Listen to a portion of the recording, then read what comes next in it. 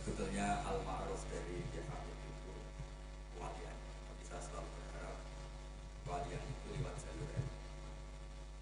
Karena saya tahu betul Kiai Hamid itu ulama ngaji di keluarga Lasem, kemudian ngaji di Bajian.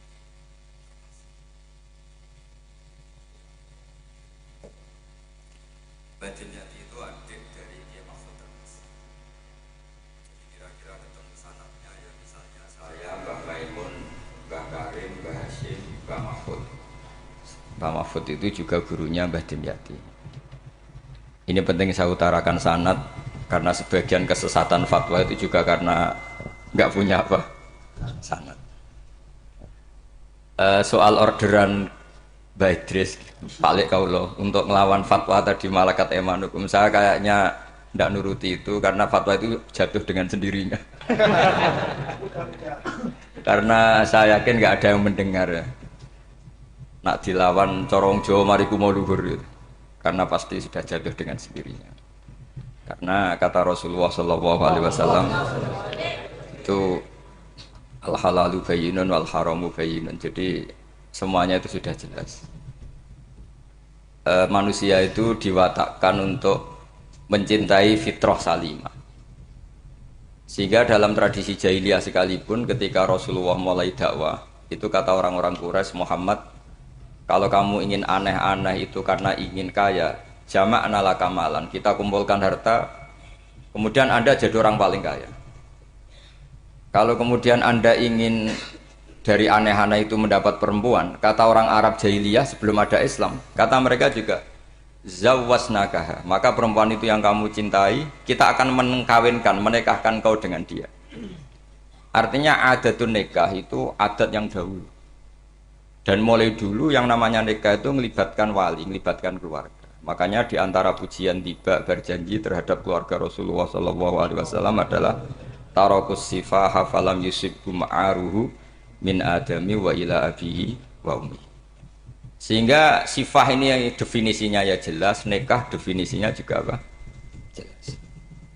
Kalau ada orang tertentu yang belum jelas definisi itu sudah di bawah awam lagi.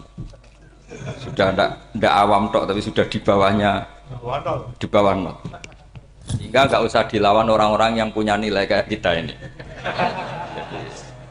Karena tadi zaman jahiliyah saja, jika Muhammad kamu ingin aneh-aneh itu, ingin nikah, zawasnaka, kita akan nikahkan kamu dengan perempuan yang kamu inginkan.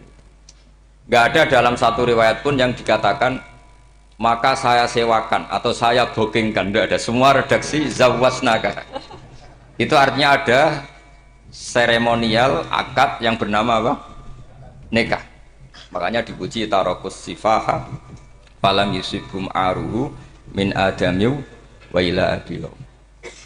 Kemudian dalam fikih juga dikatakan nikahul jahiliyah adalah sah, tidak perlu ditajdid.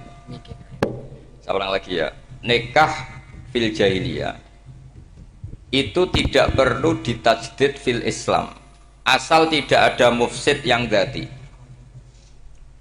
Misalnya begini ya, kita tidak pernah dengar sahabat-sahabat yang masuk Islam kemudian nikahnya ditajdid oleh Rasulullah SAW. Itu menunjukkan peradaban nikah ini ma'ruf. Kecuali nikah ada mufsid yang permanen, misalnya menikahi saudara kandung atau nikahi buliknya atau nikahi mbahnya, dan itu hebatnya nggak terjadi dalam kafir jahili. Semua nikahnya normal dan dengan wali. Sehingga Anda tidak perlu menyangsikan aturan-aturan fikih yang sudah dibakukan oleh ulama. Jadi enggak usah risau sama. Pokoknya sampean yakin saja ja'al haqqu wa zahaqal batil innal batila kana zahuqa. Nah, kemudian ini yang makalah yang saya siapkan begini. Sekarang Indonesia itu dikepung oleh paham-paham keras. Sebetulnya untuk menghadapi paham-paham keras itu yang paling hebat tentu ilmu. Dalam banyak cerita, banyak saksinya juga. Pernah, ini masyhur sekali cerita ini. Saya Syarawi itu ketemu orang ekstrim yang mau mengebom orang-orang Islam yang sedang main di bar. Dugem lah kira-kira gitu. Karena di dunia Allah kok maksiat tok, ini baiknya mati aja daripada hidup, daripada ngeleng-ngeleng bumi gitu. Terus ditanya sama Syekh Syarawi, kalau betul mereka jadi mati, aina masiruhum? Lalu mereka mati terus kemana? Dijawab oleh ekstremis tadi, ya ilan nar, karena mereka matu fi hinil maksiyah, mati ketika maksiat. Terus jawabnya si Sa'rawi, lalu kalau mereka akan neraka itu keinginan Rasulullah apa keinginan kamu? Apakah pernah Rasulullah itu berkeinginan umatnya mati masuk neraka? Ya enggak. Ya sudah, kalau itu tidak keinginan Rasulullah jangan lakukan. Itu kan satu ilmiah yang luar biasa. Rasulullah tidak pernah ingin umatnya mati dalam keadaan siap masuk neraka. Makanya tidak usah mati pas itu ya. Bener MC tadi, kalau mati milih tanggal dan milih tempat. Ya itu diantara pujian-pujian yang masyhur tuh, yang dulu sahabat ada yang muji Rasulullah itu, khuliqta mubarra'un min kulli aibin faka'an nama khuliqta kama tasya. Jadi itu sebenarnya makalahnya sahabat, tapi yang untung Mustafa Atif karena dapat uang banyak dari nyanyi. Jadi itu sebenarnya makalah normal dari pujian seorang sahabat, tapi yang untung Mustafa Atif. Mungkin yang untung juga pengundangnya karena ternyata abadi ya. Tapi itu makalah itu. Nah cerita Imam Sa'rawi tadi, Sa'rawi Sa'rawi Mutawali Sa'rawi ya, mufassir itu. Saya punya kitabnya itu 27 jilid. Saya sebagai peneliti itu ya ndak tasdek amat, karena saya butuh adit ya, butuh penguat itu. Dan penguat itu pula yang saya bawa ke sini. Ya ini saya baca terjemahnya dulu, nanti saya baca Arabnya supaya dapat barokahnya Rasulullah SAW sebagai Jami'ul Kalim. Nabi pernah didatangi seorang bedui. Bedui itu Arabi, orang kampung. Minta sama Nabi, karena Nabi itu udah orang kaya, tentu kira-kira saya bayangkan ya dikasih 50.000 atau 10.000. Si Arabi ini tidak terima, dan tidak terima ngomong di depan umum. Ketika Rasulullah tanya, apa saya sudah baik sama kamu? Kata si Arabi tadi, tidak, karena kamu kikir hanya ngasih saya segini. Sahabat hampir marah saja karena Nabi tersinggung gitu. Tapi Nabi lalu mengajak orang itu ke dalam rumah. Kira-kira kalau Indonesia mungkin ditambah 200.000 atau 300.000. Kemudian, apa ini cukup? Ya cukup. Kamu sudah puas? Ya puas. Fajazakallahu min ahlin wa asyiratin. Dipuji-puji Nabi. Kemudian kata Rasulullah, ayo kita keluar. Keluar nemuin khalayak begini. Khalayak rame. Kamu tadi mengkritik saya, menghujat saya di depan umum. Maka kamu sekarang harus memuji saya di depan umum. Supaya clear. Akhirnya mau dia. Oke, kita mau. Akhirnya muji-muji bahwa Muhammad orang baik, dermawan gini. Setelah itu dia pulang. Hebatnya Rasulullah ketika pulang kata Nabi begini, sabda Nabi begini. Kalau saja dia pas benci saya itu kok mati. Saya ulang lagi. Kalau saja dia pas komentari saya buruk tadi kok mati, maka dia mati sebagai min ahlin nar karena berstatus pencaci maki Nabi. Akhirnya dia muji Nabi itu lewat disuap, lewat dikasih uang lagi. Loh itu sudah sah. Jadi saking baiknya Allah, Islam suapan itu juga sah. Itu kan muji Nabi itu karena di suap. Makanya ini penting. Sehingga dalam khazanah Islam itu memang agak aneh-aneh. Jadi di antara ceritanya dalam hukum-hukum Islam itu ada orang fasiknya minta ampun, tapi minta karena iman sama hadis bahwa nanti kalau ada orang mati disaksikan orang dua, apalagi kalau 4 min ahlil jannah, maka dia min ahlil jannah. Itu dia fasiknya minta ampun, nyewa orang. Nanti kalau saya mati bilang saya orang baik. Betul. Setelah dia mati bayar. Ini baik. Satu kampung nggak ada yang percaya ini saksi bohong. Tapi sama Allah diampuni karena kesaksian suapan. Lalu berarti jangan ngalalo suap ya ndak, saya ada ngalalo suap, ngalalo sodako. Karena sekarang kalau ada caleg bayar katanya sodako. Ya sodako terpaksa. Ini penting saya utarakan karena apa? Allah itu menilai itu tidak sama dengan pikiran kita. Makanya kubu sebelah ini terlalu ekstrem, memaksa Allah berpikiran kayak dia. Satu karena kurang ngaji. Nomor dua ya tadi emosinya lebih tinggi ketimbang intelektualnya. Ini penting saya utarakan. Ternyata orang yang jawab tadi apa nilainya plus, yaitu dia iman sama dawai Rasulullah Shallallahu Alaihi Wasallam. Kalau yang namanya saksi itu penting, cuma dia mendapat cara itu lewat suap. Tapi kan iman. Iman kalau dawe Nabi itu benar, kalau ada saksinya pasti min ahlil jannah. Terus dia nyari saksi harus dibayar, ya dibayar. Sekarang sama iya 1 jutaan. Sekarang saya tanya di KPPS atau di mana-mana saksi pemilu itu dibayar enggak? Dibayar sah apa enggak? Sah. Jadi kadang kebenaran itu harus dibayar. Ini penting saya utarakan karena ada orang perempuan cantik dirayu, digaji supaya main di niklab, dibayar jadi orang maksiat. Lalu mungkin ada ustadz gaji dia, bayar dia supaya mondok. Gak tahu terusannya apa, terus diwayah apa enggak tahu saya. Pertanyaannya, ketika kamu bayar kemudian jadi santri, itu kamu dosa nyuap apa dosa sodako membiayai proses kebenaran? Sodako. Tapi kalau yang bayar untuk jadi pegawai niklab maka membiayai kemaksiatan. Maka pembiayaan ini penting secara fikih, arahnya kemana? Ke hak apa ke batil? Sehingga di Fathul Mu'in diterangkan, misalnya ada orang layak jadi pemimpin dan kemudian rivalnya itu orang yang menyesatkan atau calon perusak bangsa, ya maka calon pemimpin yang soleh itu wajib berkompetisi meskipun bibadlil mal. Karena kalau yang memimpin orang fasik, kampung ini rusak. Kalau yang memimpin orang soleh, kalau nggak bayar juga nggak jadi, maka wajib bayar. Lah yang soleh bayar ini berstatus sedekah, tapi yang batil ini berstatus suap. Kenapa demikian? Karena yang namanya riswah atau ada yang baca ruswah adalah pembayaran untuk mengehakkan barang batil dan membatilkan barang hak. Sementara pembiayaan orang soleh adalah untuk memperkuat hak. Nah orang tuh nggak tahu, yang ngajinya ndak hatam-hatam tuh taunya pokoknya ar-rosi wal murtasi benar. Tapi nggak pernah mikir lalu definisi riswah atau ruswah itu apa? Ini bukan provokasi supaya semua calon bupati, gubernur nyuap, enggak. Hanya nyuruh mereka sodako saja. Jadi kalau nggak jadi, tapi sodako betul ya, kalau nggak jadi ya tetap ikhlas, dari awal memang sodako. Lah soal gremeng ya bawaan manusia gitu ya. Ya nggak apa-apa, kami tetap gremeng. Ini penting saya utarakan, makanya menurut saya itu bangga dengan Pak Hamid karena sepupu mbah saya itu karena alimnya.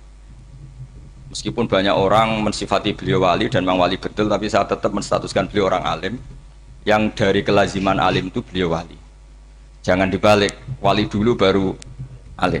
Karena dalam beliau orang Lasem dan kaidah di Lasem itu fakullu alimin waliyullah walaysa kullu waliyillah aliman. Jadi kalau kaidah di daerah Jawa Tengah itu semua orang alim pasti wali, tapi kalau wali tidak mesti alim. Sehingga kalau menstatuskan alim itu keren, kalau di Jawa Tengah status alim itu keren. Dan soal keramat yang kaitannya dengan Mbah Mun itu masyhur itu dulu ketika Mbah Hamid santai-santai sama Pak Detaibur sama keluarga lah. Beliau mau istirahat, kemudian yang datang Kiai Maimun, Mbah Mun zaman itu masih dipanggil Gus. Sopo pur, ada Pak Taifur di situ. Kata Pak Detaibur, saya kalau manggil Pak D itu Gus Mun. Dan itu Mbah Hamid ngendikan rojulun alimun waliyullah. Itu orang lelaki yang alim yang waliyullah. Jadi beliau muji Mbah Mun juga alimun dulu, rojulun alimun wali. Ini penting saya utarakan karena kesanatan keilmuan beliau jelas dari beberapa keluarga di Lasem. Karena di daerah Fakhriyah itu yang tempat lahirnya Pak Hamid juga lahirnya mbah saya. Itu mbah-mbahnya sudah orang alim, termasuk Kiai Sidik Jember itu juga lahirnya di kawasan pondoknya Pak Hamid Fakhriyah. Kemudian Kiai Sidik punya anak yang namanya Ahmad Sidik yang jadi apa? Rois Am yang sekarang ada Gus Wirjon macam-macam. Itu semuanya juga keluarga Lasem.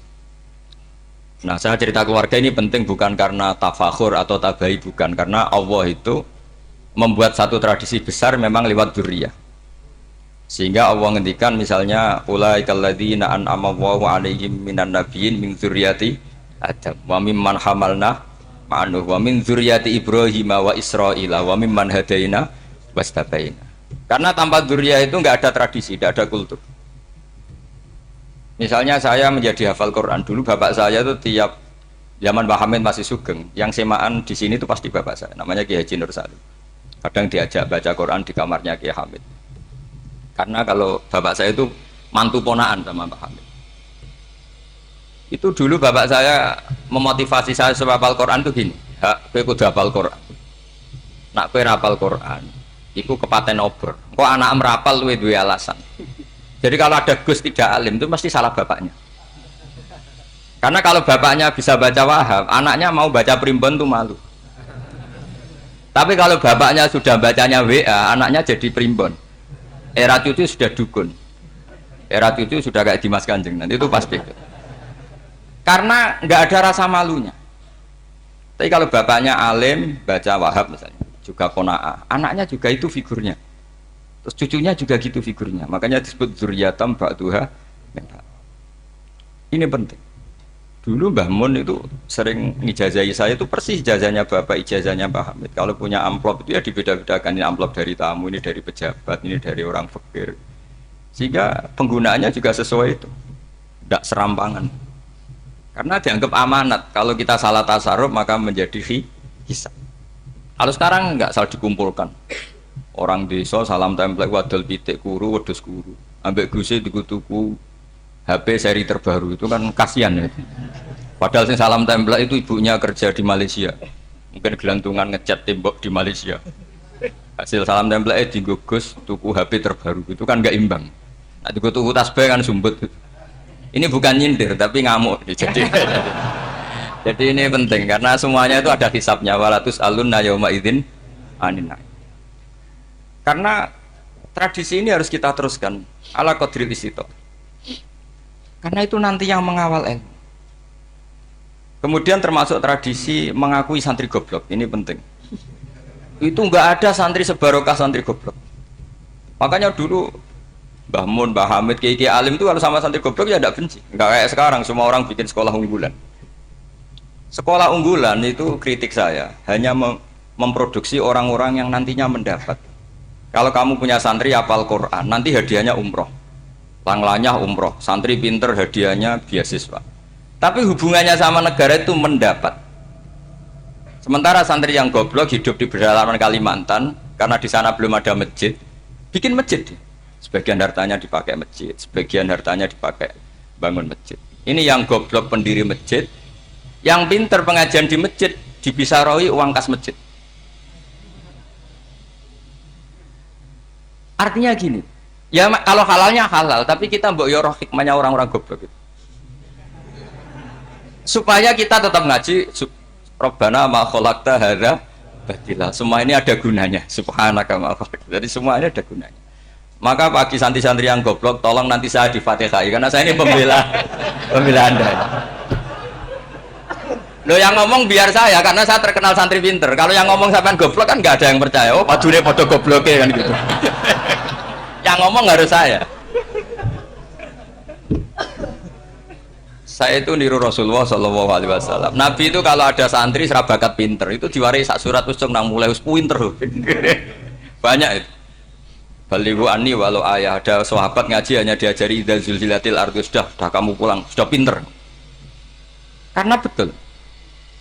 Sekarang coba diangan-angan, ada santri alim alamah, mungkin bakasnya furu'iyah, gimana hukumnya Jumatan jumlahnya itu 40 kurang atau 40 pas imam. Kemudian ada yang batal satu, hukumnya gimana? Dia mikir furu'iyah. Sementara yang goblok, dia di desa tertinggal gak ada masjid. Piye caranya dia masjid? Ini bikin aslul ibadah, yang sini sudah khilaf tentang yang gak penting. Jadi orang goblok kadang lebih keren. Akhirnya apa? Duriannya yang goblok nanti jadi orang alim alama ngekholi wong goblok karena pendirinya biasanya orang pati pinter. Itulah Allah Subhanahu wa taala. Ada bikin sesuatu itu sia-sia. Nah, saya ini korban ilmu itu. Akhirnya santri saya banyak yang enggak jelas. Ya, tapi ya saya terima saja. Saya santri itu macam-macam. Ada yang profesor, ada yang doktor, ada yang goblok, ada yang baru tobat kemarin. Ada yang Cina lagi senang ahli sunnah wal jamaah, macam-macam. Semuanya ngaji sama saya. Karena saya tetap berkeyakinan Rabbana ma khalaqta hadza. Ini penting saya utarakan karena khazanah kita ini jangan digerus oleh orang yang tidak bertanggung jawab. Pernah ada di hadis Muslim, ini cerita di Sahih Muslim. Ada seseorang sedang sujud kemudian diinjek oleh orang fasik. Saya ulang lagi, diinjek. Rokobanya yang diinjek itu rokobanya. Lehernya itu diinjek sama orang fasik. Kemudian si yang sujud tadi bersumpah wallahi la yaghfiru wallahu lak. Demi Allah, Allah tidak akan mengampuni kamu. Itu Allah kemudian mewahyukan sama Nabi di zamannya. Wahyunya adalah manggalladzi yata'alla alayya Allah aghfira li fulan. Laqad ghafartu dzunuba wa ahbattu amalak. Siapa yang mencantut namaku dengan menstatuskan saya tidak bisa memberi maaf. Sungguh orang itu saya maafkan dan yang ahli ibadah amalnya tak cabut semua, tak hapus semua. Karena Allah tuh nggak boleh distatuskan sesuai keinginan kita. Kita sedang soleh terus mengatakan orang lain tidak soleh, Allah tidak akan ngampuni. Ngampuni tidak, itu wilayahnya Allah, dan Allah yaf'alu ma yasha, dan Allah berkali-kali memaklumatkan dirinya yaghfiru liman yasha wa yu'adzibu man yasha. Tapi ini kubu sebelah nyifati Allah hanya wa yu'adzibu, kubu sebelah kan gitu. Tidak pernah kalau Allah disifati yaghfir. Bagaimana Allah gak tersinggung? Allah selalu distatuskan yu'adzib. Itu kira-kira kalau Allah kan gini, saya ini bisa u'adzib, bisa aghfir, kenapa status saya tinggal yu'adzib? Ini ngaji di mana? Khatam enggak gitu. Makanya resikonya ahli sunnah itu masyhur tuh Pak Hamid Pasuruan, tamu macam-macam diterima. Ketika orang benci Golkar itu ada tamu dari Golkar juga diterima. Ketika orang nggak mau diberi hadiah oleh orang Golkar, Pak Hamid ya diterima. Bilang ke bapak, mengaku lo mau wae nur, duit enggak ana gunane dhewe. Sing marai rawan hisab itu kan kamu dapat uang nggak jelas kemudian kamu pakai pribadi. Kalau orang-orang soleh kan nggak pernah dipakai, kan aman saja. Loh, dihisab apanya? Wong hanya peralon. Kalau istilahnya Pak Hamid itu peralon. Datang diberikan orang lagi, datang diberikan. Kalau kena kamu kan hisab. Terus kamu nyate makan wareg glegeken. Wah itu uangnya nggak jelas dipakai nyate glegeken, ya mesti hisab. Kalau nggak jelas ya disedekahkan. Kalau ingin bebas apa? Hisab. Tapi kalau sering sedekah biasanya nggak bebas dari miskin. Tapi kalau kamu wali kan tetap kayak Pak Hamid itu masyhur bisa kok. Tapi kan nggak jadi miskin. Kamu nggak terkenal sakok tapi miskin. Ini nggak wali. Ini penting. Jadi kebanyakan orang ekstrim karena mensifati Allah Ta'ala itu hanya dengan status yu'adzib, tidak dengan status yaghfir. Dan itu mereka harus ngaji lagi. Kurang apanya Rasulullah SAW? Nabi sebagai manusia benci sekali sama pembunuh Hamzah karena qatilu ahabbin nasi ila Rasulillah, yaitu sama Wahsy. Siapa yang nggak tahu Wahsy? Qatala ahabban nasi ila Rasulillah, itu qatala Hamzah. Dan ketika Nabi nyuwun sewu maksud no Wahsy, Allah malah nurkan ayat laisa laka minal amri syai'un aw yatuba alaihi. Ada pilihannya aw yatuba alaihi. Apa yang terjadi? Justru Allah mentobati Wahsy. Memaafkan Wahsy, mentobati Wahsy. Ada sahabat yang dipuji Nabi hamamatul masjid, akhirnya su'ul khotimah. Kita tahu ceritanya siapa? Sa'labah. Makanya kata Mbah Mun sering cerita ke saya, banyak orang darani saya itu tidak jelas, kata Mbah Mun, karena saya sama siapa saja baik, sehingga banyak yang nuduh saya itu tidak jelas. Kata beliau, ulama paling jelas ya saya ini, karena masih orisinil, kata beliau. Tapi pakai bahasa Jawa, karena tadi Mbak Idris bilang ada yang MA ya, Madura asli tadi, makanya saya terpaksa bahasa Indonesia tadi. Kata Mbah Mun, ulama paling jelas ya saya, karena saya menyikapi siapa saja baik, karena di hati saya hanya membaca laisa laka minal amri syai'un aw yatuba alaihim aw yu'adziba. Kenapa kamu vonis si buruk? Bisa saja nanti baik. Yang sedang baik bisa saja nanti bu. Kalau nasib seseorang nggak jelas, kenapa kamu sikapnya jelas? Nah, ini orang-orang nggak ngaji itu memaksa orang lain jelas. Ini kubu sebelah pasti salah, ini pasti benar. Wong manusia kok dipasti-pastikan gimana? Kita ini tidak nabi. Kalau nabi maksum pasti benar. Kalau sampean apa? Maksum bisa. Jadi ketidakjelasan para ulama ini berdasar konstitusi tadi, bahwa itu wilayahnya Allah Subhanahu wa Ta'ala. Ini penting saya utarakan. Jadi penting sekali. Jadi orang yang sedang fasik sekarang bisa saja nanti tobat. Yang sedang sekarang soleh bisa saja nanti masalah. Sehingga Rasulullah tetap mengajarkan ya muqallibal qulub tsabbit qalbi ala dinik. Jadi kalau ngaji itu khatam. Khatam itu begini misalnya ya. Saya pernah ngaji Ihya, belajar Ihya khatam. Bahkan saya punya takrirannya berdasar kitab Ithaf, sarahnya Ihya. Kalau ingin tahu sanadnya sarah Ihya, ya misalnya Gus Idris ini, Idris ngaji Mbah Hamid Pasuruan, ngaji Mbah Dimyati. Mbah Dimyati ini ngaji sama kakaknya Kiai Mahfud Termas. Kiai Mahfud ngaji sama abahnya Kiai Abdullah. Kiai Abdullah ngaji sama abahnya Kiai Abdul Manan. Kiai Abdul Manan ini mulazim terhadap Sayyid Murtado Az-Zabidi. Jadi kalau santri Salafiyah ini ya kira-kira tokoh Sabiah. Karena Mbak Idris Sadisa ya kira-kira sampean itu dari pengarang Ithaf itu baru tokoh berapa? Sabiah, masih keren. Turun pitu. Masih kaya lah. Lah kamu kok miskin? Turun ke wolu katanya kan. Jadi nanti kalau masih keren. Itu sampai ngaji kitab kalau khatam, saya ulang lagi kalau khatam. Itu memang ada bab-bab di mana ulama itu harus tegas, harus tafriq bainal haqqi wa bainal batil. Oke, itu bagus. Mana yang hak, mana yang batil kita bedakan. Di bab itu bagus. Tapi kalau nanti kamu ngaji bab tawadhu, lihat di Bidayatul Hidayah atau di semua kitab tasawuf, bab tawadhu itu, kalau melihat kamu orang kafir, kamu melihat orang apa? Kafir. Ini aso ma'akufri, ini maksiat wajar dia kafir. Saya ini muslim kok maksiat. Fadam bi akbah, maka dosa saya lebih buruk. Melihat orang tua, mesti ada aksaru ibadatan. Ini lebih tua, pasti ibadahnya lebih banyak. Nanti kalau melihat anak kecil, ada aswaru min nisinnan, pasti maksiatnya banyak saya. Jika terus evaluasi gitu, sehingga nggak pernah takabur. Saya misalnya di sini, saya ini kan gayanya keren, duduk di atas sampean di bawah. Gayanya tok, hakikatnya sampean lebih sombong karena memerintahkan saya. Jadi panitianya itu, makanya saya merasa tawadhu saja meskipun berdiri. Karena hakikat saya ini makmur, diperintah. Panitia ini, penyelenggara ini amir, pemerintah. Kira-kira sombong mana? Itu sekali saya tidak memaafkan, finnar itu.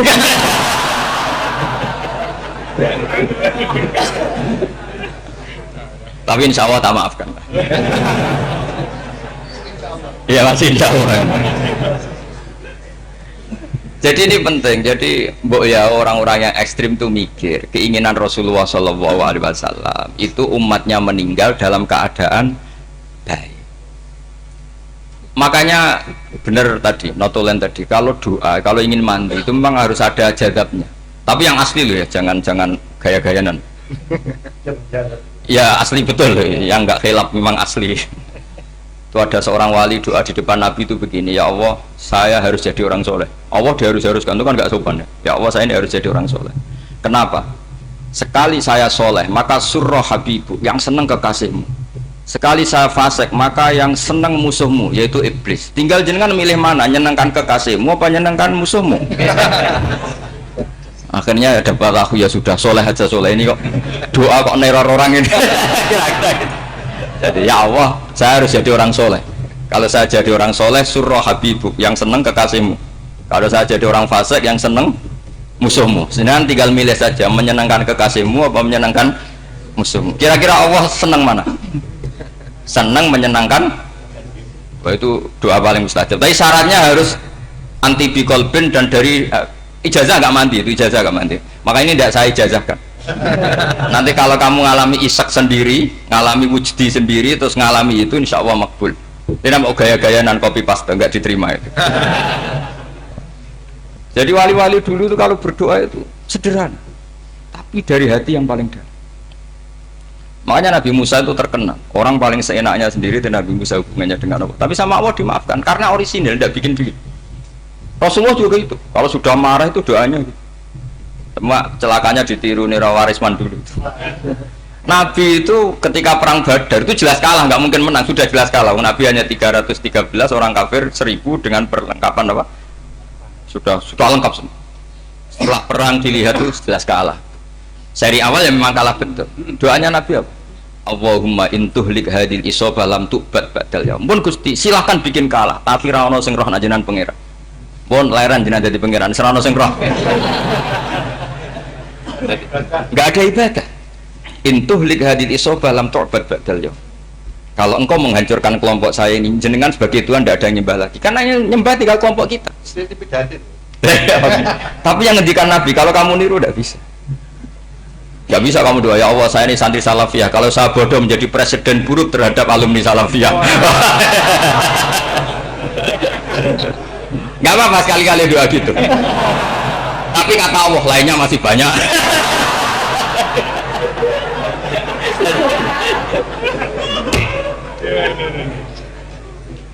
Tapi itu syaratnya tadi harus ada al-wujdi wasima. Jadi makanya Imam Ghazali punya kitab al-wujdi wasima. Karena ada masrob, ada syarab. Jadi wali ngikuti para nabi itu ada masrob, ada syarab. Sehingga perasaannya itu beda. Saya punya sekian contoh. Makanya tadi saya bilang di sini yang cerita nanti tak baca Arabnya ya, tabarruk dengan jamil apa kalim. Jadi Nabi menyontohkan gini ya. Hubungannya Nabi dengan umatnya itu kata Rasulullah ibarat orang punya unta atau sapi yang susah gitu. Yang sarodat itu berat. Kalau bahasa sini apa beda? Yang larat ya Pak? Melayu. Terus orang-orang lain ingin membantu, kubu sebelah ingin bantu, tapi ketika mereka ingin bantu malah unta ini tambah lari karena asing. Semua selain pemiliknya ini kan bagi unta itu asing, jadi mau dibantu ditangkap tambah lari karena ini orang asing semua, ngajinya agak jelas, asalnya agak jelas, tapi mau ikut umat Islam ini asing semua. Akhirnya kata Nabi yang punya unta itu tadi datang, kemudian ngambil rumput, terus unta itu dipanggil, kemudian unta itu mengikuti. Kata Nabi, ibarat saya seperti itu. Kalau saya yang memimpin Islam, saya yang merawat umat saya, maka umat akan mudallalah, akan nurut. Tapi kalau yang rumat kalian, malah Islam menjadi kacau. Kenapa menjadi kacau? Karena tadi nyifati Allah saja salah. Orang Islam baik dihukumi kafir hanya karena tahlilan, hanya karena manakiban dihukumi kafir. Sekarang inginnya Nabi orang menjadi muslim apa kafir? Inginnya Nabi orang menjadi muslim apa kafir? Muslim. Lalu gara-gara melakukan perilaku tertentu dihukumi kafir. Iya, jara wali songo musyrik, nyekel patok musyrik. Katanya minta sama mayit. Padahal saya andekan jadi mayit itu dijaroi sampean nggak seneng. Nggak senengnya karena ya kadang murid itu jari gurunya ya kurang ajar. Masa gurunya dibilang gini, ya Allah, ingkana muhsinan fazid fi ihsani, wa ingkana musian fatajawas anhu. Kata gurunya, soleh tenan darani ingkana. Makanya saya tidak suka zaman ziarah ke saya, kecuali doanya ditasihkan dulu ke saya. Makanya nggak boleh ziarah itu pada Nabi, bisa murtad kan? Coba itu baca di depan Nabi, murtad nggak? Ya Allah, kali ini baik maka gini, kalau buruk. Masa Nabi baiknya ingkana? Lah orang-orang yang menyerang kita kan, itu nggak ada zaman sahabat doa seperti itu. Ya mesti nggak ada, mana mungkin sahabat baca itu di depan Nabi. Masa Nabi didoain, ya Allah kalau dia baik maka fasid, maka kalau dia buruk, ya nggak mungkin. Lah mereka nyerang kita itu nggak ada dalam sejarah sahabat. Ya sahabat kok nahlili Nabi juga Nabi mau didoain maghfir lahu. Kan ngenyek kanjeng Nabi jadi didoain maghfir lahu. Ya mesti saja sahabat gak akan tahlilan. Yang kabudut itu Rasulullah, bahkan diistilahkan kabudut saja salah, intaqala ila rafiqil ala. Nah kalau sampai harus ditahlili, kalau enggak yang rokok betul.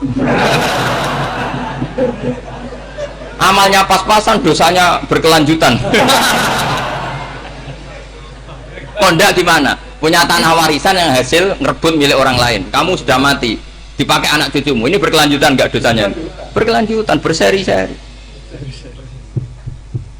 Mereka kalau nyerang kita kan sahabat tidak melakukan itu untuk Nabi, ya nggak mungkin lah sahabat mendoakan itu pada Nabi, kan nggak mungkin. Coba kalau kamu jadi mayit, terus kamu gurunya, terus ada murid kamu bilang Allahumma ingkana musinat fazid fi ihsani wa ingkana musian fatajawaz anhu. Mesti kalau kamu bisa bangun. Ya Allah, cong meyakini saya soleh itu masih ingkana.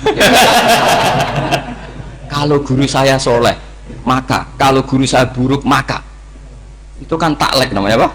Itu kan kurang ajar. Loh, saya tidak pernah doa gitu di depan Muhammad Basura, tidak pernah. Saya kalau doakan bangun ya tidak pernah gitu. Allahumma ali darajati fil jannah gitu. Saya nggak pernah, ingkana nggak pernah. Karena andekan itu saya juga sama kok. Cuma kalau ada orang doa di bangun gitu ya karena orang lain ya tak biarin. Tapi saya tidak bilang amin, ya biarin aja. Tapi kalau santri sarang nggak usah lah doa ya apa? Ingkana. Masa meyakini solehnya gurunya kok nunggu apa? Ini bukan ijazah, ini marah ini. Jadi pelurusan ini. Saya ulang lagi, ngaji itu harus khatam. Pentingnya khatam tadi, kalau di bab tafriq bainal haqqi wa bainal batin, seakan-akan kubu sebelah ini benar karena tegas.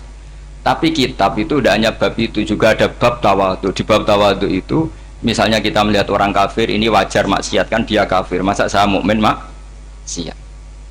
Dan ini kafir bisa saja nanti husnul khotimah, saya muslim bisa saja su'ul khotimah. Jika tetap tawadhu, melihat yang lebih sepuh ini aksaru ibadatan minni, melihat yang kecil asghar berarti aqallu maksiatan minni, sehingga melihatnya itu tawadhu. Jadi kalau di bab tawadhu semuanya orang itu mungkin. Nah di sini Rasulullah SAW mengajarkan, ketika malaikat Jabal bilang, Muhammad, orang yang mendustakan kamu saya tungkepi gunung biar mati semua.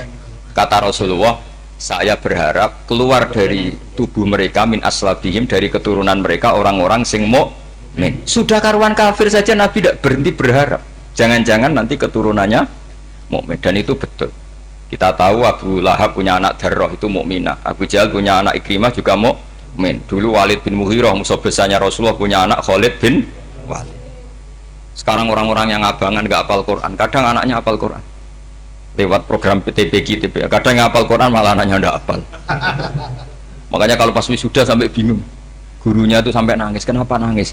Ini anaknya orang nggak hafal Quran tak wisuda hafal, saya gurunya nggak hafal gitu.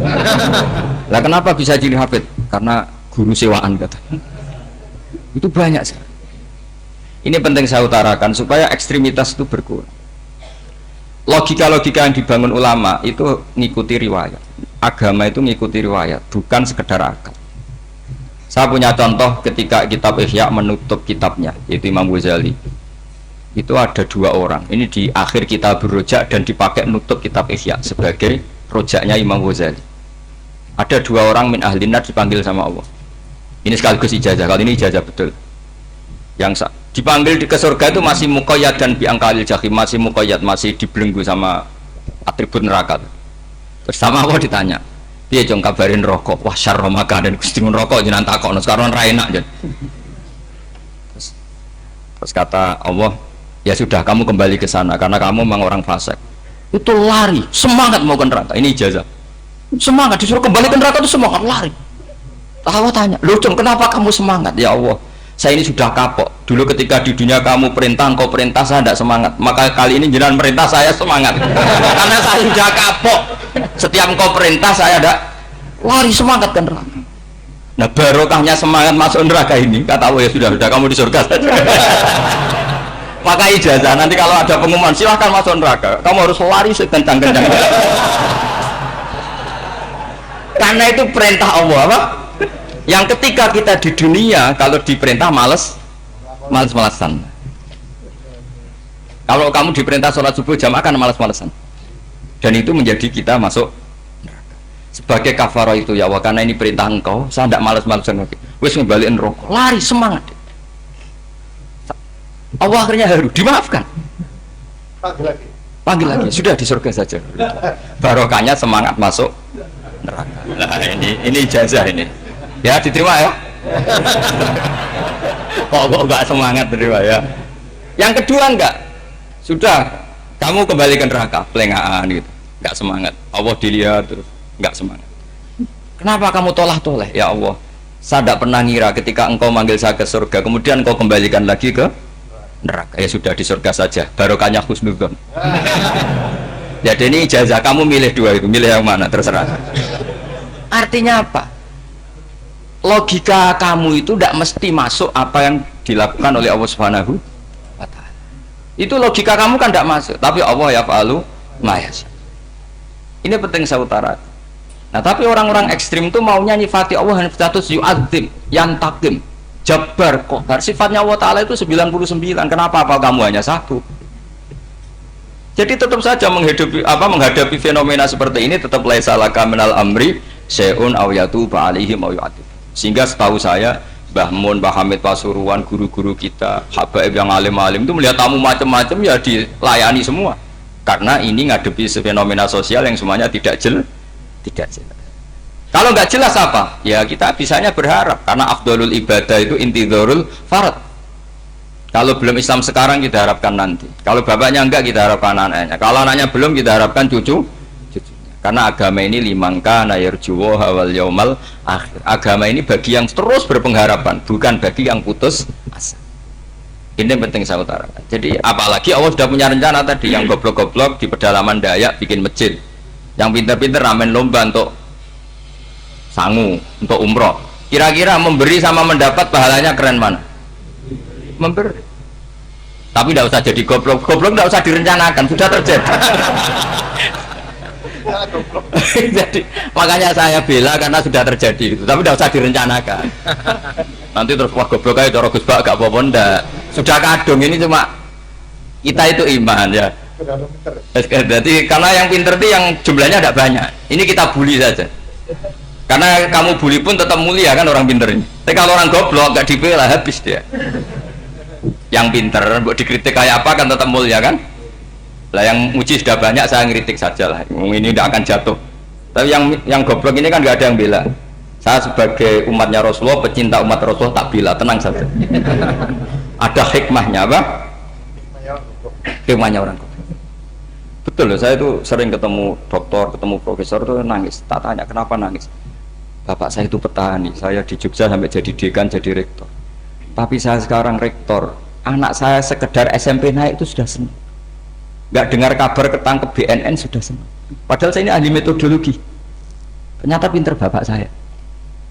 Karena bapaknya tadi hanya petani bisa menjadikan anaknya profesor. Tapi profesor tidak mesti bisa jadi. Anak saya naik SMP aja sudah senang. Karena Allah ingin membuktikan pinter kamu itu tidak ada artinya di depan iradatullah. Di depan apa? Iradatullah. Supaya orang tunduk. Lu coba yang jadi ulama tabi'in itu rata-rata abnaul mawali. Anaknya budak yang dimerdekakan. Karena Allah seperti itu. Ada yang tokoh yang tadi dzurriyatam ba'duham empat itu harus kita jaga. Saya termasuk orang yang ditakdir punya mbah-mbah alim, itu juga harus dijaga. Yang enggak alim peluangnya masih banyak. Banyak sebanyak-banyaknya. Asal tadi lewat jalur sregep dan kalau bodoh ngaji saya nanti. Tak ajari robbana ma khalaqta hadza napa? Karena ayatnya gitu, min dzurriyyati Adam wa mimman hamalna ma'anu wa min dzurriyyati Ibrahim wa Israil. Terus terakhir ditutup wa mimman hadaina wajtabaina. Itu umum.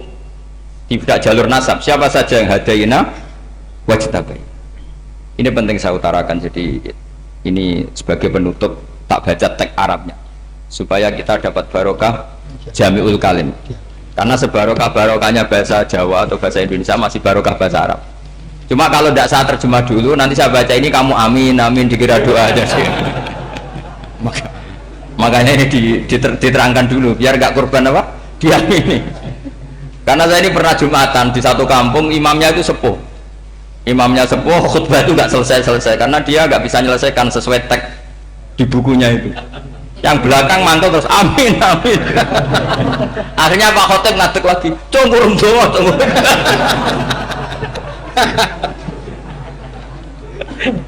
Ini masih teks Arab lah, yang belakang sudah apa?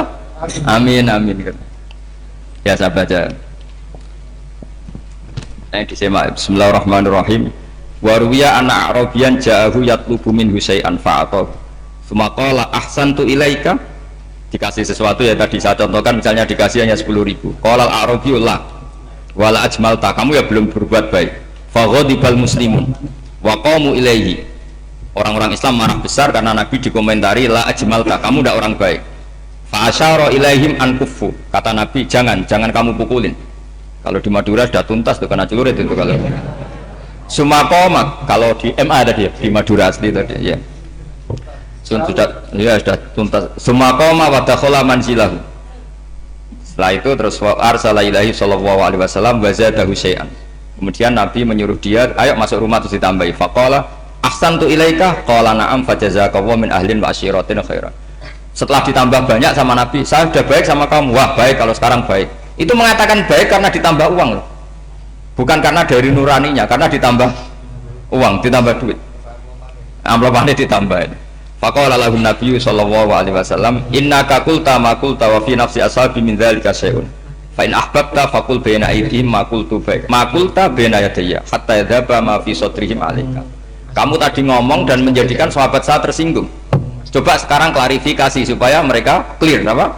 Itu menunjukkan klarifikasi itu termasuk wataknya Rasulullah sallallahu alaihi wasallam. Tadi kamu menyinggung saya di depan umum, maka sekarang kamu muji saya juga harus di depan umum supaya clear, supaya mereka tidak punya perasaan macam-macam. Sudah akhirnya qala na'am falamma kana al-ghadu awil asyu ja'a faqala sallallahu alaihi wasallam inna hadzal arabiyya qala ma qala fazidnahu fazama'nahu radiya kadzalik qala na'am fajazakallahu min ahlin wa asyiratin khairan. Terus faqala Nabi sallallahu alaihi wasallam, ini penting ya bagi semua dai, bagi semua ustadz. Masali wa masalu hada masalu rojulin lahu naqotun syarodat alaihi fattaba'an nasu atau fa'atba'ahan nasu falam yaziduha illa nufuran fanadahum sahibuha khallu baini wa baina naqoti fa inni arfaku biha minkum. Jadi namanya unta, sapi atau kuda itu lebih terbiasa sama pemiliknya sama orang lain, sama pemiliknya. Kalau orang lain ikut mantu ketika berat malah tambahlah lari. Sama kiai sama umat tuh, kalau kiai kan punya syafaqah sama umat, maka inginnya umatnya dimaaf. Tapi kalau kubu sebelah inginnya mengkafirkan, mendosakan, membid'ahkan, itu bisa diharap nggak umat mau kembali, malah lari. Makanya saya pernah ngalami ini serius. Ada orang tukang ngafir-ngafir wong NU gitu. Di majelis, satu majelis dengan saya. Singkat cerita semua NU pinter. Waya jamaah duhur itu waya sholat. Ayo jamaah, aku gak sholat. Kenapa? Kafir sholat bah. Gak wajib wong kafir sholat. Tidak usah kafir, sholat saja. Mereka itu kan omongannya ta'arud, mengkafirkan kita tapi mewajibkan kita sholat. Sholat wajib gak bagi orang kafir? Gak wajib. Berani gak mereka mengatakan yang dikafirkan tidak perlu sholat karena sudah kafir? Berani gak kira-kira? Gak berani. Jadi omongan mereka itu paradoks semua. Karena memang gak pernah ngaji. Gak pernah apa? Gak pernah ngaji. Ngajinya betul-betul. Gak pernah khatam tadi. Ya, jadi kata Rasulullah, fa inni arfaqu biha minkum wa a'lam fatawajjaha baina yadayya fa akhudala minkum mil ardi faradda hatta ja'at wastanakhat wa shadda 'aliya rahlaha wastawa 'aliya wa inni law taraktukum kaqaulihi. Terus ya sudah seperti itu. Faradda hatta ja'at wa shadda 'aliya rahlaha wastawa 'aliya wa inni law taraktukum. Terus itu walhasil itu terusannya hadis itu, kalau saya membiarkan dia dengan keyakinannya tadi mengkritik saya dan dia mati, maka dakholan. Jadi intinya gini, seneng Nabi dibayar itu sah. Seneng Nabi dibayar itu sah. Seneng Nabi dibayar itu sah. Jadi ya kalau ada maulid terus kiainya ngasih makan-makan terus menjadi seneng Nabi karena ada Bukharinya, itu juga sah. Ono zaitun sah. Terus kiainya seneng karena untuk amplop juga sah. Jadi ini sudah ini sama-sama sah. Karena untuk kebaikan selalu sah. Ya, habis doang ada kajian di sini, mesti ada sarapannya pertama. Iya. Kopi dan sarapan ngaji pagi. Jadi orang datang ingin sarapan tidak apa-apa. Tidak apa-apa, sah itu. Sah. Sayyid Muhammad juga gitu, kalau ada orang ngaji dikasih uang juga sah.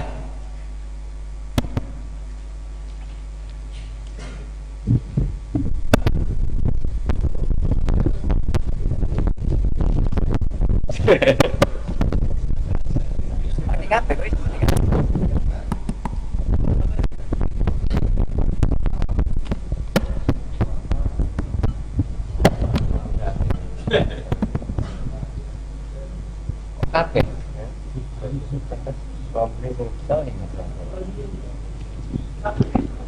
Subhanallah, kama falakta hadha.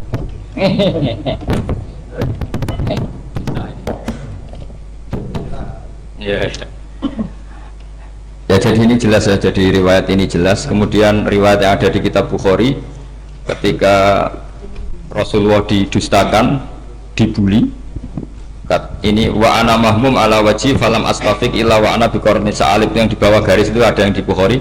Farafatu rasi fa idzan ana bi sahabatin qad adallatni fa nadartu fa idzan fiha jibril fa nadani fa qala inna wa qad sami'a qala qaumika laka wa maraddu 'alaika wa qad basa ilaika malakal jibal litamurahu bima syi'ta fihim fa nadani malakul jibal fa sallama 'alaihi tsumma qala ya Muhammad fa qala dzalik bima syi'ta in syi'ta an udbika alim al-akhsaban fa qala Nabi sallallahu alaihi wasallam bal arju ayyukhrijawahu min aslabihim ma ya'budu wa wahdah la yusyriku bihi syai'an. Jadi Nabi menghadapi yang sedang kafir saja nggak putus asa, bisa saja mereka nanti melahirkan anak-anak yang Islam.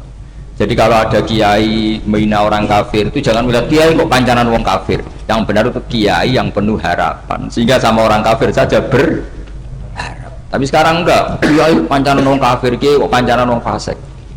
Logikanya dibalik, kiai nelateni wong kafir nak menawa anak turune masuk Islam, kiai nelateni wong fasik anak menawa dadi soleh. Logikanya harus seperti itu. Nah, soal perang itu beda. Perang kan mereka sudah menstatuskan diri ingin bunuh kita, tentu kita harus berani untuk mempertahankan diri. Tapi kalau kondisi normal tidak bisa seperti itu. Ini kan kondisi normal. Itu Rasulullah ya nggak boleh, karena tadi bahkan kalau saya pernah ngaji ini di Sidogiri, pernah cerita Rasulullah jajar Nabi Nuh.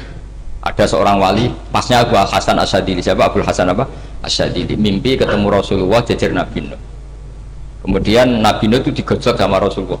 Kamu pernah masukkan kaum kamu, bisa saja fi aslabihim atau fi zuhurihim ada nasamatan sing tu'minu billah. Sekarang misalnya begini ya, ini orang kafir. Di sini itu ada gen yang ribuan ila yaumil qiyamah. Bisa saja gen-gen yang sekarang masih di zuhurihim, karena kalau apa gen di lelaki diistilahkan fi zuhurihim, ini saja nasamatan tu'min, nasama yang nanti mukmin. Kalau dia mati kan berarti kamu membunuh calon orang mukmin berikut. Jadi, tapi ya sama. Tapi kalau kamu bilang dibiarkan, bisa saja ini ada nasama sing calon kafir. Berarti kamu membiarkan ke kafir. Nah di sini hebatnya Allah. Allah bikin Nabi Nuh mewakili istihad potensi kekafiran berlanjut, sehingga beliau bilang wala yalidu illa fajiram kafaro. Paham ya kan? Rabbila tadzar alal ardi minal kafirina dayara innaka intadzarhum yudillu ibadaka wala yalidu illa fajiram kafaro. Logika itu terwakili oleh Nabi Nuh. Logika bisa saja ini ada nasamatan untuk minubillah, itu terwakili oleh Rasulullah. Bal arju ayyukhrijawahu min aslabihim may ya'budu waha wala yusyriku bihi syai'an. Kayak apa untungnya kita jadi umat Rasulullah Shallallahu Alaihi Wasallam? Masalahnya Nabi Nuh gak Nabi Nuh, Nabi Muhammad. Jadi kira-kira istiadat kamu ikut Nabi siapa? Kalau main hantam ya ikut Nabi Nuh. Kalau main rojak berharap Nabi Muhammad. Ya sudah, sampean ikut mana tuh? Nabi Muhammad. Ini penting saya utarakan supaya apa-apa itu terukur lewat. Ya pokoknya istilah kayak Wali Songo yang tercerminkan sampai ke kita kayak Pak Hamid, karena Pak Hamid ini syaratnya secara gen itu sampai Sunan Bonang, di silsilah itu sampai Sunan Bonang. Saya punya catatan nasabnya Mbah Hamid Pasuruan sampai Sunan Bonang, ditulis Mbah Him itu ya, pas 40 harinya Mbah Hamid itu silsilah itu. Saya kira demikian, saya mohon maaf atas semua kesalahan. Wah baru mulai. Ya Santi Putri itu gak usah mikir besar berat-berat, yang penting nurut suami, itu kata para suami. Tapi kalau suaminya gak layak diikuti ya diberontak saja gitu. Karena gak ada sesuatu yang luar biasa kayak perempuan. Itu kata Sayyidina Umar, pernah dia mau jalan dicegat sama Khawlah itu binti Salabah. Itu sampai 3 jam. Padahal Umar sudah Amirul Mukminin. Sudah siapa? Amirul Mukminin. Tapi ketika ditanya, kenapa engkau berhenti karena orang tua ini? Kamu tahu orang tua ini siapa? Ini ketika protes itu didengar langit sabhuju. Yaitu yang di ayat qad sami Allahu qala allati tujadiluka fi zawjiha wa tashtaki ila Allah. Jadi sing protes wong wedok ora trimo bojone, Kanjeng Nabi diprotes. Ya singkat cerita, Khawlah itu cantik. Memang contohnya harus cantik, kalau jelek nggak bisa. Khawlah itu cantik sekali. Walhasil dia mungkin head atau apa, lama mungkin head. Terus suaminya datang, Aus bin Somit ini datang, melihat istrinya pas sujud. Di semua teks riwayat fa'ajabatu ajizatuha. Makanya gambarannya harus cantik. Enggak usah diterjemah ya. Fa'ajabatu ajizatuha. Singkat cerita, Aus itu minta dilayani saat itu juga. Si Khawlah nggak mau karena sedang ibadah. Bongkok sih mas kok dalu. Enggak boleh sekarang. Saking mantelnya karena agak kesampaian. Ya orang lanang kan gitu, mesti kotor kalau nggak kesampaian. Terus Zohar minha, dia melakukan dihar anti aliyah kadhri ummi. Dulu dihar dalam hukum jahiliyah adalah tolak. Setelah didihar, Aus getulnya bukan main karena Khawlah ini cantik. Makanya contohnya ada cantik, karena kalau nggak cantik nggak getun gitu. Terus kalau nggak cantik juga suaminya ada kesusu gitu. Sudah tahu semua pokoknya gitu punya nada. Singkat cerita, akhirnya suaminya datang ke Rasulullah. Ya Rasulullah, saya ini sangat mencintai istri saya, tapi tadi saya keterucut dihar dia. Lalu solusinya gimana? Ini karena tambahnya khas perempuan, kata Mbak Idris, ya sudah tak turut, ini khas perempuan. Kemenangan partai apa? Perempuan. Tapi tidak PSI, ini kemenangan partai perempuan. Kata Rasulullah, sementara hukumnya begitu. Kalau dihar itu biman zilatit tolak. Ya sudah, kamu nggak bisa kumpul lagi sama dia. Istrinya dikasih tahu, protes. Apa? Hukum apa-apaan itu? Diparahin Rasulullah. Ini hukum tidak benar ya Rasulullah. Ya tapi setahu saya hingga detik ini saya sebagai Nabi hukumnya baru begitu. Enggak benar. Dibuantah terus sama Allah, Nabi diancam gini. Kalau engkau tidak bisa memutuskan, tak laporkan Allah.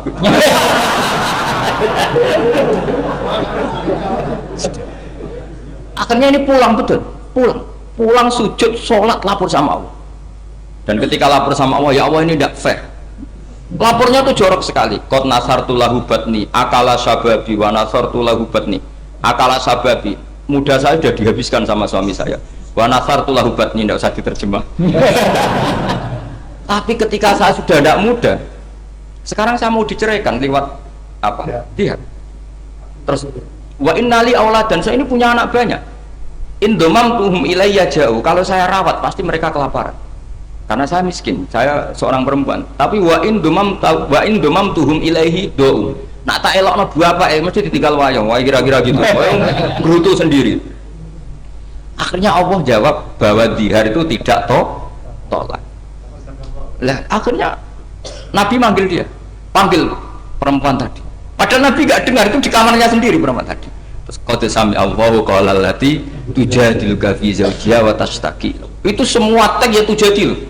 Allah mendengar perempuan lati itu perempuan tujadil kasil madoni kowe Muhammad. Nek dadi kiai dipadoni wedok enteng, Nabi saja dilabrak. Wes musuh perempuan tuh repot. Nabi dilabrak.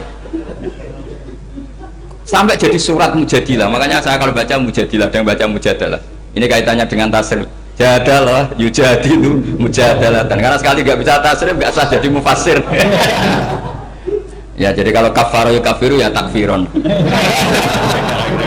Iya iya. Kira-kira kan gitu. Fa'ala yufa'ilu ya taf'ilan. Jadalah yujadilu mujadalatan. Jadi kalau mujadalatan itu masdar, karena ini subjek pelaku mujadilah, jadi boleh mujadalah bisiwatil masdar, boleh mujadilah dengan sigat isim fa'il. Karena wanita pembantah Nabi itu didengar oleh Allah. Makanya ayasma'uha rabbul izzah min fawqi sab'i samawat wa lam yasma'aha Umar. Allah saja mendengar dari langit 7, masa Umar gak mau mendengar? Jadi makanya kalau Umar macam-macam, orang nyewa khaulah, kamu yang ngomong. Lagi-lagi dengan Assalamualaikum warahmatullahi wabarakatuh.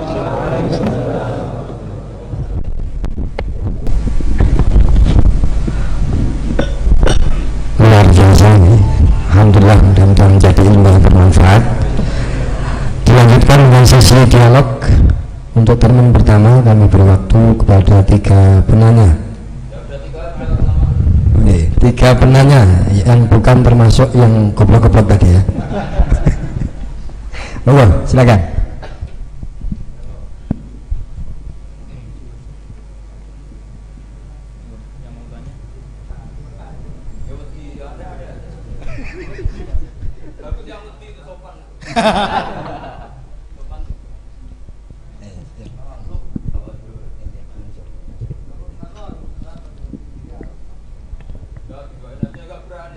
Monggo maju yang hendak bertanya, monggo. Silakan. Ada?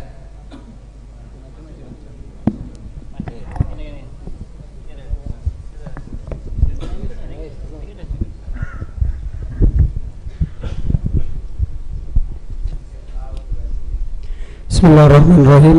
Assalamualaikum warahmatullahi wabarakatuh.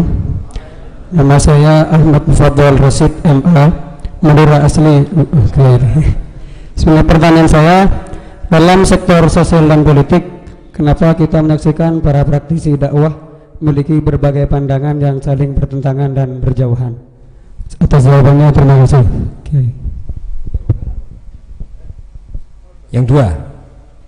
Yang kedua monggo.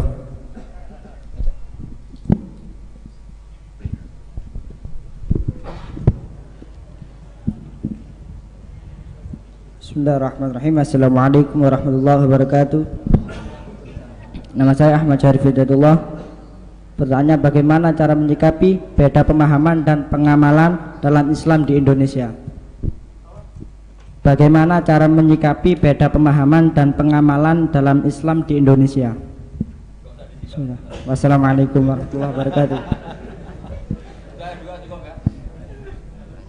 Terakhir, satu lagi.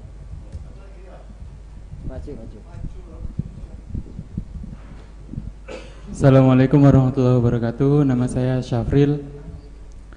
Berdasarkan dari beberapa serapan dari media sosial, beberapa kubu saling mengutarakan kebenarannya masing-masing. Pertanyaan saya, kebenaran itu dinamis atau statis? Matur suwun. Enggak. Kan setelah jawab terus selesai, jadi langsung menang. Seperti yang saya utarakan berkali-kali, ngaji itu memang harus khatam. Sebetulnya itu gampang sekali. Tadi pertanyaan pertama gimana? Perbedaan itu. Kenapa dalam dakwah banyak pertentangan? Tidak perbedaan saya bacanya. Kamu baca pertentangan, saya baca perbedaan. Jadi dalam fiqh dakwah itu kan ada fiqhul ahkam, fiqh dakwah. Sebetulnya itu gampang sekali kalau kita insaf. Berteman orang fasik hukumnya gimana? Hukumnya ya haram, diajak ke bar, nyari lonte, nyari WTS, ya haram. Tapi kalau dibalik, dakwai orang fasik hukumnya gimana? Ya baik. Bisa dakwah kalau berteman. Tapi bertemannya kemana ya? Jangan pas ke sana. Artinya gini, kalau kalau ada ulama bilang nggak apa-apa berteman sama orang fasik, berteman yang proses dakwah. Haram berkawan orang fasik pas acara di bar. Itu bukan pertentangan, perbedaan. Saya berkali-kali bilang di pondok mana saja, karena tag itu mudawwan dan musalsal. Di kitab Khilyatul Auliya, itu kitab kesayangan Imam Ghazali. Beliau sampai alim gitu, termasuk barokahnya kitab Khilyatul Auliya wa Tabaqatul Asfiya, karangannya Abu Nu'aim al-Asfihani. Itu yang meriwayatkan itu diantaranya siapa? Meriwayatkan dawanya Sufyan bin Uyainah, gurunya Imam Syafi'i. Itu beliau cerita, Nabi Yahya tanya, kampung sini orang baik itu siapa saja? Kalau Nabi Isa tanya, kampung sini yang paling fasik siapa? Akhirnya Nabi Yahya tanya ke Isa, kenapa kamu selalu tanya orang fasik di mana?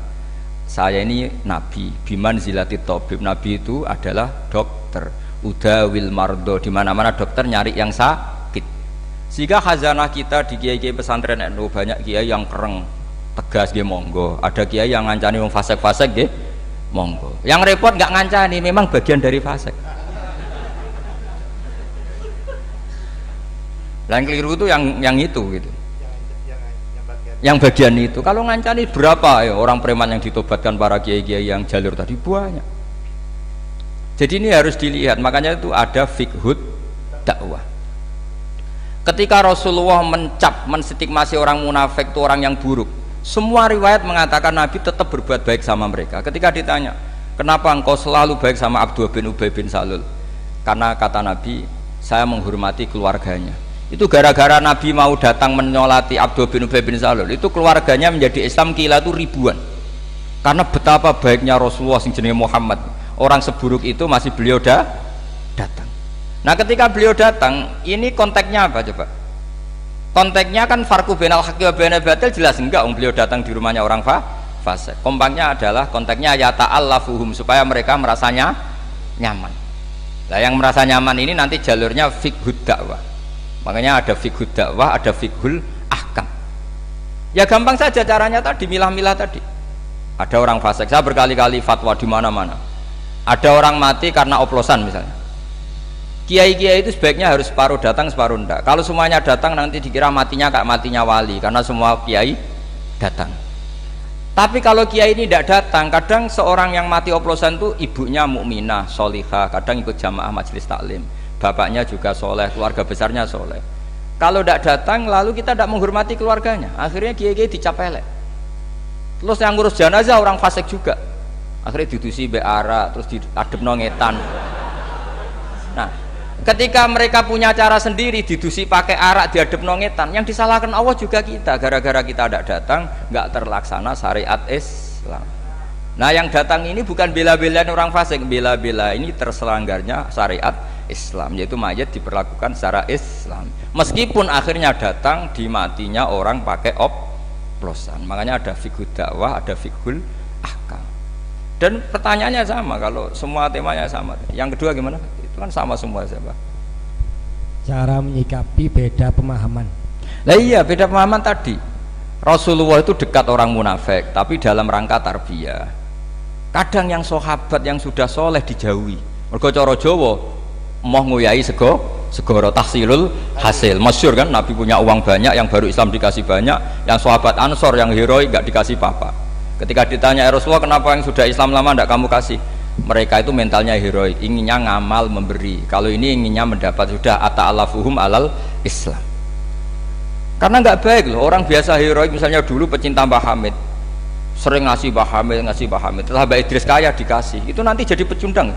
Dari mental memberi menjadi mental ingin Rasulullah itu tidak ingin orang Ansor jadi mental memberi, kemudian berubah menjadi mental ingin meminta atau mendapat. Sehingga Nabi setelah Futuhat itu orang Ansor itu nggak dikasih apa-apa. Karena kalau dikasih nanti tadi dari mental heroik memberi menjadi penerima.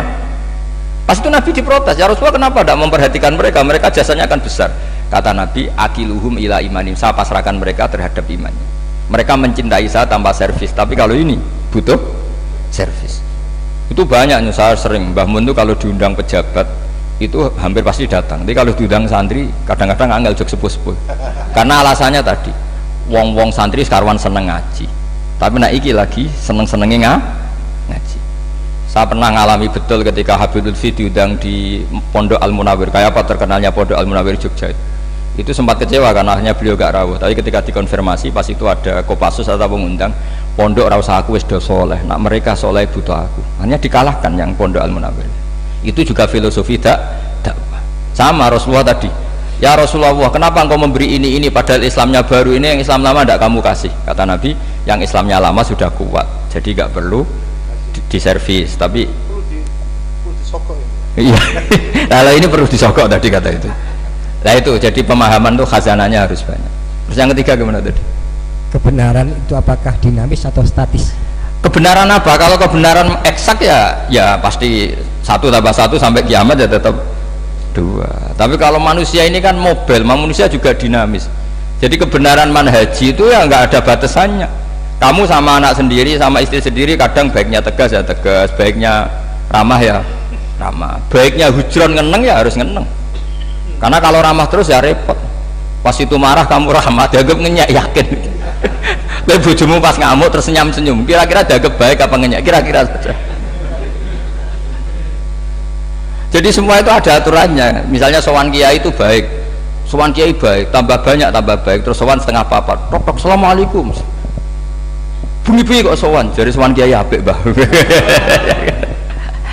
Sama itu, semua itu ada batasannya dan manusia pasti tahu. Itu kan ibarat seorang istri bilang, Pak, opo ae rebuk be aku, kita ini sudah menyatu. Iya deh, aku pengen wayah. Wah, padahal sudah bilang apa saja, tapi tetap saja apa saja yang enggak itu kan gitu.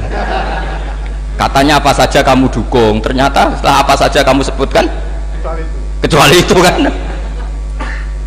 Artinya gini, Islam tuh ya begitu, ada sesuatu ayat atau apa saja yang perlu tegas ya tegas, perlu lunak ya lunak. Makanya itu hebatnya Abu Bakar dan Umar. Abu Bakar itu jadi wali karena layinal janib, karena orangnya ramah. Tapi dia tahu tidak semua kebenaran terwakili orang ramah, makanya dia menunjuk Umar sing ghalid, yang keras. Itu bukti. Makanya Indonesia itu bagus, yang ramah juga kenal yang keras, itu bagus. Karena memang, makanya Rasulullah itu Abu Bakar sudah Islam masih berdoa wa ma'izal Islam di Umar, karena Abu Bakar itu sopan. Jadi kalau dibully orang kafir, Rasulullah disakiti ya main sabar. Rasulullah sudah mikir, nak gak ada petarung repot. Ketika melihat Umar di pasar Uqad itu petarung hebat, kata Rasulullah, kalau yang Islam ini itu keren. Makanya doa Allahumma aizal Islam bi Umar. Umar didoakan hanya 2 hari masuk Islam. Masuk Islam langsung marani Nabi. Engkau ini orang yang benar, ngapain sembunyi-sembunyi? Harus tegas. Seorang orang kafir diparani, awas ganggu Rasulullah Muhammad, tak bacok kamu, tak bacok. Akhirnya Allahumma aizal Islam. Pertama bihadil Umaran, akhirnya kesampaian coba Umar yang khotob ya, bukan Amr bin Hisham. Jadi ini penting saya utarakan. Artinya apa? Kebenaran tidak semuanya terwakili orang sing layinal janib. Buktinya lam yaktafi Rasulullah bi islami Abi Bakar, tapi masih ingin dengan Islamnya Umar. Karena tadi ini penting saya utarakan. Jadi cobalah yang legowo secara ilmu. Ya kayak tadi misalnya saya Mbak Idris, banyak ulama termasuk jenis orang alim, tapi kan nggak bisa dakwah di Dayak. Barokahnya orang alim jadi di pusat-pusat Islam kayak di Pasuruan. Coba kalau kita ada alim, mungkin di pedalaman Dayak bikin masjid. Jadi yang nggak alim ya barokah, karena supaya sama tak ceritani, saya punya sanad musalsal ila Rasulillah sallallahu alaihi wasallam. Nanti dimasuk usulnya Rasulullah itu sampai saya figura. Ketika ada hisab itu tidak usah dibayangkan karena Allah tidak terkaifiahkan. Allah, Jibril sama Rasulullah. Singkat cerita mau masuk surga kira-kira kiai induan lah, kiai induan ya kayak Mbah Hamid mungkin ya kayak kiai induan. Pertama yang Nabi usulkan apa? Ai Rabbi ibaduka abaduka fi atrofil ardi. Kiai-kiai di pojok-pojok Dayak itu ya banyak tuh Gusti, itu tolong diperhatikan. Sing gak ono namane tadi. Sing gak diparani calon presiden, calon gubernur, sing gak ganggu-ganggu. Itu Nabi matur, ibaduka abaduka fi atrofil ardi. Banyak hamba engkau di pojok-pojok bumi yang nyembah jenengan. Iya, pojok-pojok gunung. Makanya itu termasuk nanti tanggal 10 saya ke Korea, karena mereka TKI TKW, tapi di sana bangun masjid di daerah ateis. Di daerah apa? Ateis. Itu uang mereka kerja untuk bangun masjid. Kamu kadang disalami template pakai kas masjid. Ya gak apa-apa kalau halalnya halal, cuma mikir itu maksudnya halal, saya yakin halal karena kiai nanti ya paling gue bangun masjid ini kan mau oper-operan tok, karena kiainya di pondok disangoni masjid, gue bangun pondok ya mau oper-operan gitu. Yang repot kena kiai medit itu rusak gitu dunia pokoknya soalnya mau medit itu rusak, dunia rusak. Kamu tahu alamatnya medit tuh koribun minan nar, itu sudah itu. Kata Nabi kan wal bakhil koribun nanar, jadi baidun minallah baidun minal jannah koribun. Kalau tanya alamatnya medit di mana Gus, ya koribun nanar, deket-deket situ. Jadi ini saya kira demikian. Assalamualaikum warahmatullahi wabarakatuh.